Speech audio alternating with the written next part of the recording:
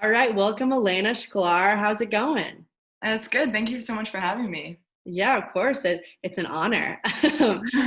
Sort of to start, I know, you've been staying at home for, the last few months. I kind of want to get into your high, low, and humor of quarantine. So a high moment, a low moment, and then something funny that happened. Okay. I think probably a high moment is just being home with my family for this long and with my dog. It's been great. We go on like family walks every day throughout my neighborhood. So that's kind of been fun.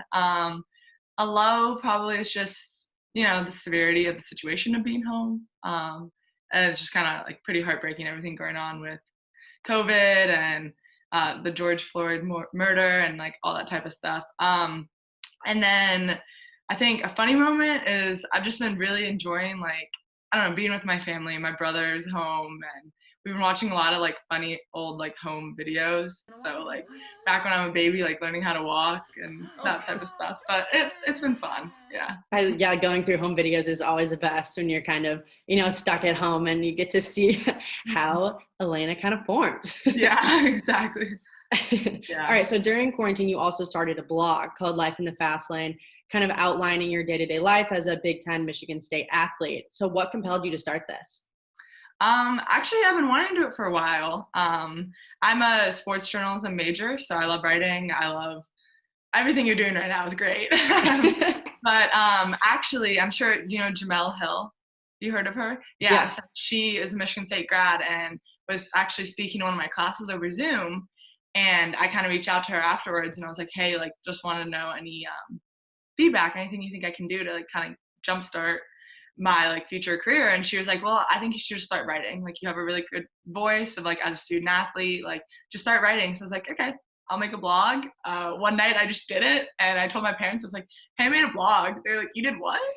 But yeah, so it's been great. I've just been able to write about some stuff that I think is really important and also just like give some like, I don't know, some of my outlook to like future volleyball players and that type of stuff. So Yeah. In your post, The Mental Battle, you kind of openly and candidly talk about your struggles with mental health and how, you've come to, get a lot better. And you talk a lot about your teammates and how they helped you. So what kind of did it mean for you to have a locker room full of people that were there to support you along the way? it was incredible. I mean, our entire program, my team, everyone.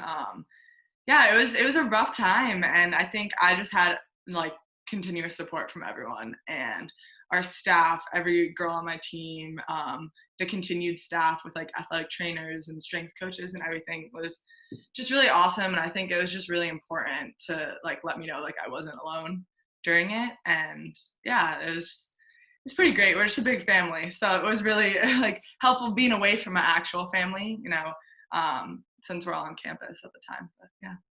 If you could kind of send a message to other athletes who might be struggling out there, what would you say? I'd say don't keep quiet. I think it's not like it's okay to not be okay. Everyone hears that. It sounds like a cliche, but like it's actually very true. Like if you're struggling, like you're not alone.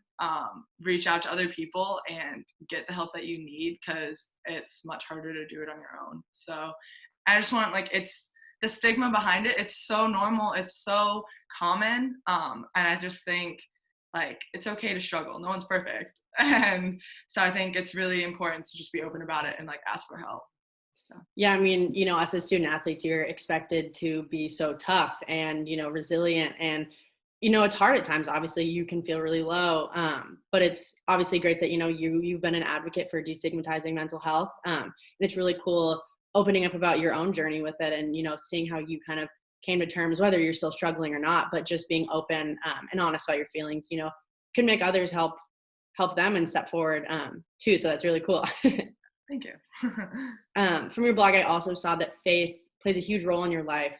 You're part of something called Athletes in Action, where if you don't know what that is, it's sort of an international sports organization that helps athletes connect with each other as well as their relationship with Jesus. So what kind of role does faith play in your sport?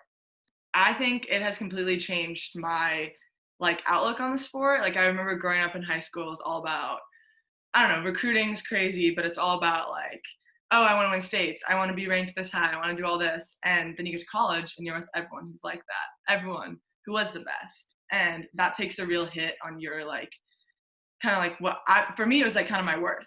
I didn't really have much of a background before coming to college, and a few of my teammates were like, "Hey, Elena, like come to AIA, like come with me, like come like kind of learn." And I was like, "Okay, sure." I was going through a tough time. I went with them, and it's just been really awesome because a lot of the girls on my team also have faith backgrounds, and so does my coach. It just has completely changed my outlook on my sport. It's like giving me my purpose isn't my sport. I have a greater purpose. It's being a daughter of a king. And I just think it's, I don't know, just a bunch of, like for me, a really big one is called like audience of one.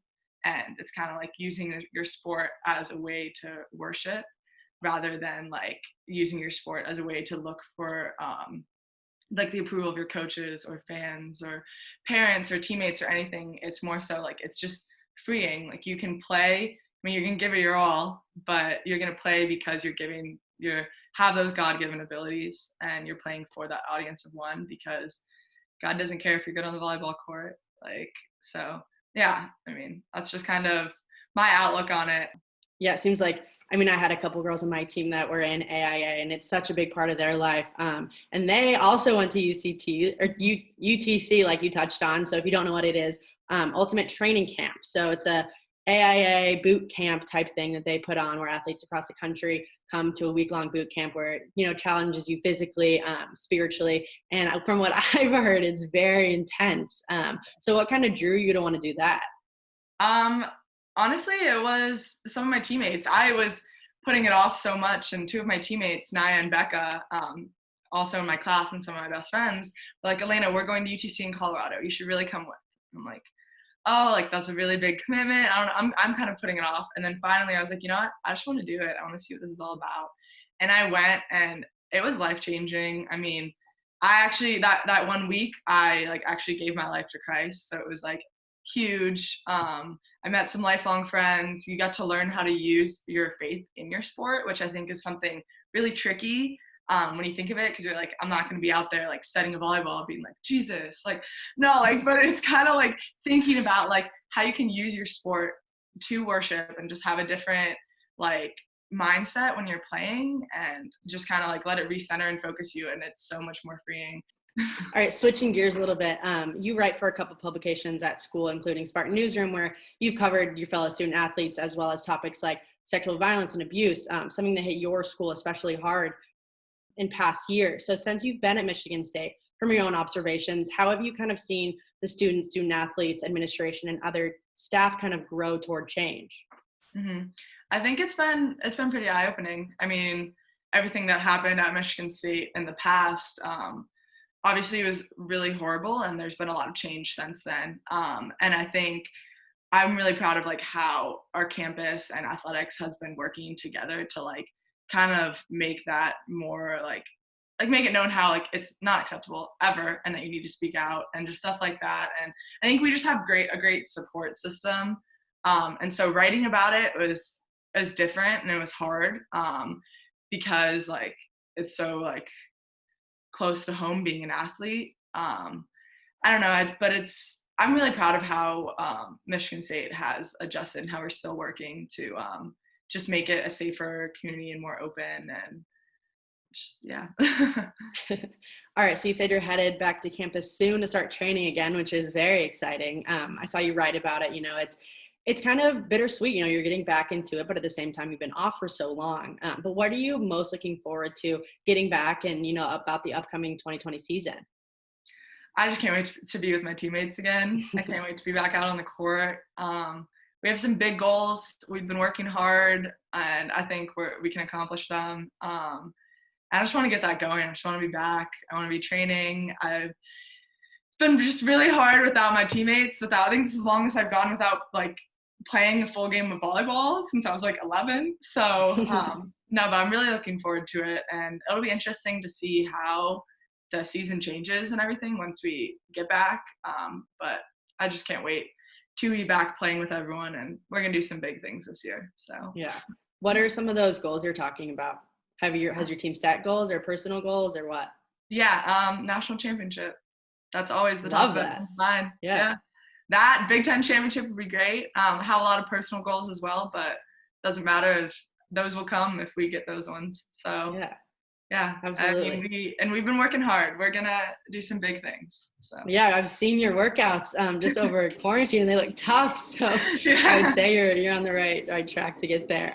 All right, we're gonna go into some fan questions. Okay. I'm gonna try to keep these short. So, who is your favorite player you've ever played with, and why? Ooh, like against or as a teammate? Either. Either. Okay, against. I'm gonna say Jordan Poulter Hmm. because she's incredible. And I think just watching her, like I was just watching film on her this morning. Like I don't know, just being like freshman Elena played against senior Jordan Poulter, and I just think there's so much to look up to her and so much to study from her. And as a teammate, I think Sam McLean, she just graduated this year. She was our senior team captain, and that girl is just endless love, endless energy, so inspiring, just the best teammate that I could have asked for. So I think probably those two. Yeah. All right, what's your number one piece of advice for a setter? Footwork. Start working on your footwork now. Yeah, but besides that, I think it's also just you have to have a mind for the game. You have to always think about winning. You have to always think about how to put your hitters in the best position possible. So it's not necessarily about like you. It's always about I need to get my feet around this ball so I can put up a good ball from outside or do whatever. So I think it's just always thinking about how you can score, how you can win, how you can help your Yeah. hitters and help your teammates. Well, someone that I know that has helped you a lot with your footwork in the past, Kristen Kelsey, she wanted to tell me she loves you and says hi. I love her so much. She's so I'm great. excited to swap stories after this. Yeah, she's the best. I love her. All right. It was great having you on. Thank you so much. Thank you so much for having me. I had a lot of fun. Yeah. Good luck this next season. Thank you so much.